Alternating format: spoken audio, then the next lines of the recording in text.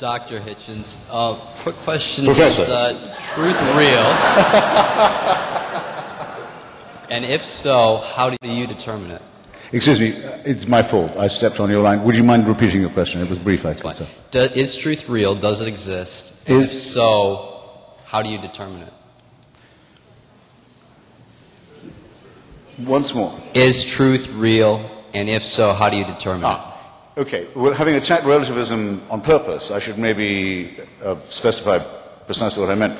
To say, it's a famous line, as you know, what is truth, asked jesting Pontius Pilate, and did not stay for an answer. Well, it's a long stay if you do stay for it. What I believe to be the case is that there is a difference between fair-mindedness, impartiality, even-handedness, and objectivity, which is the search for the truth, and the willingness to say that upon coming upon an uncomfortable truth, if it was at one's own expense, it meant one had to change one's own opinion or analysis, one would be obliged to do so. That's what objectivity means.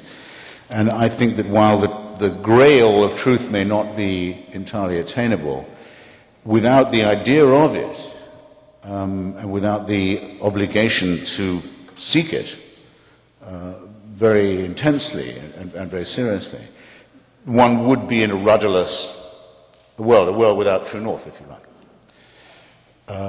But as Rabbi Hillel says, the task may be unattainable, but that does not mean you can give it up.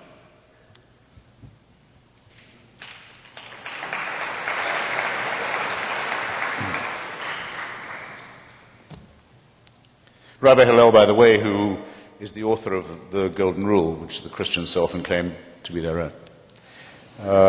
Wrongly, falsely, lyingly, and doubly falsely actually, because the obligation to love others as yourself is an unattainable one. And it's sinister for that reason, because it's demanded of you that you do the impossible. Thus you'll always be falling short, thus you'll always be in sin, thus you'll always be guilty, thus you'll always have to confess. Thus you'll always be in the claws of the priests. That's the trick, as it's said by Fulk Greville, you're created sick and commanded to be well.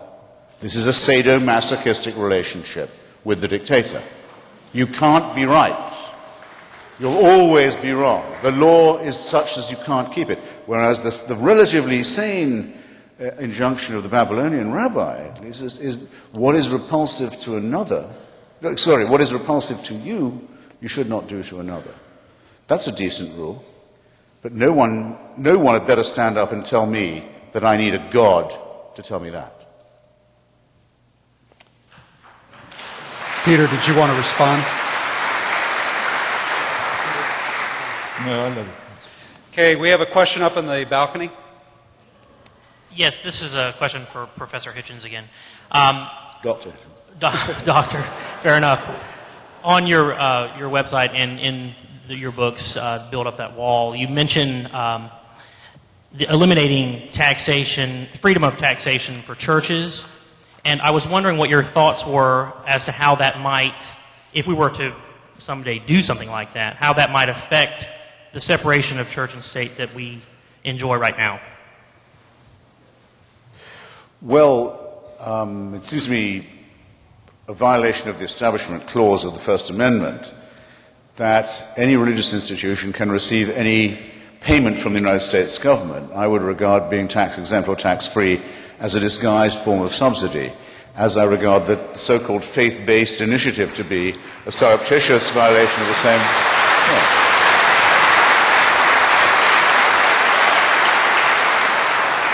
I should say for sincere believers that there's an excellent reason why the Establishment Clause of the First Amendment was first proposed. It wasn't proposed just by people like myself who wouldn't go any further than deism in their attitude to religion.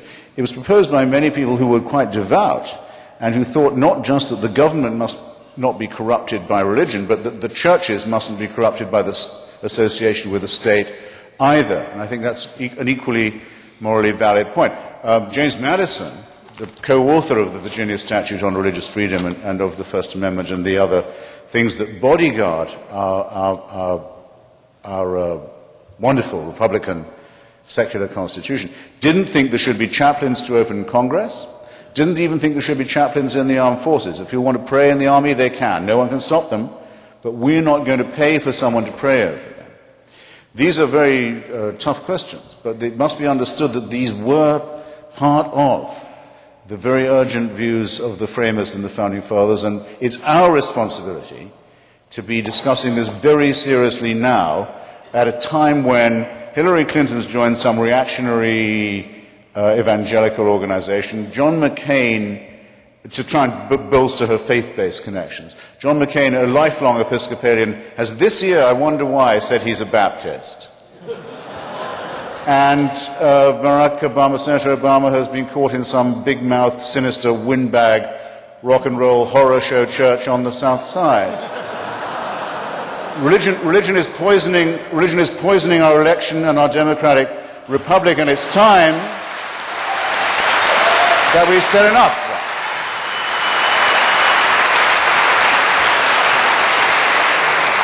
If you want to be a fraud and a fundraiser and a shakedown artist and a big mouth and an ethno-racist in this country, try your best. But it's long past time that we said putting Reverend in front of your name is not enough of an achievement to do that.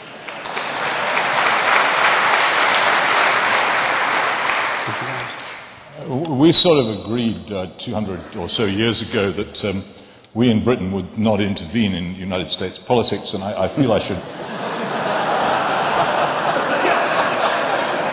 uphold this tradition.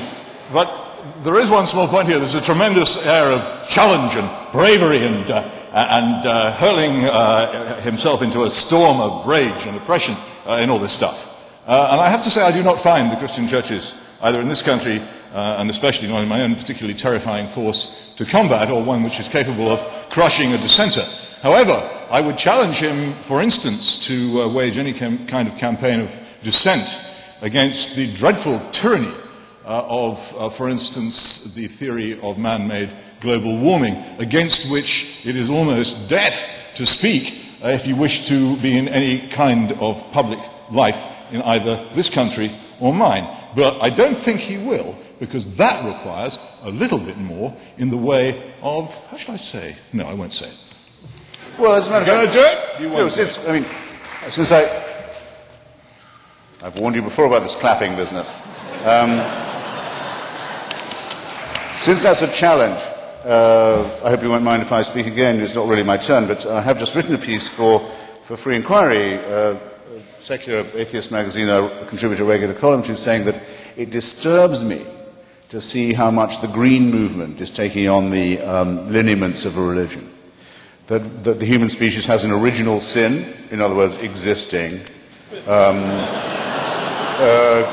making smoke, other things that upset the air, that it will be punished for this, that an Armageddon or an apocalypse is on its way, that if all don't understand this, that there could be terrible punishments, and that there's only one true way out of it. No, I've already written that I don't like the tone of this at all. Just in case. You don't have to read everything I write. You don't, but you do. And next time we talk, I will expect you to have read everything I've written. Okay, our next question.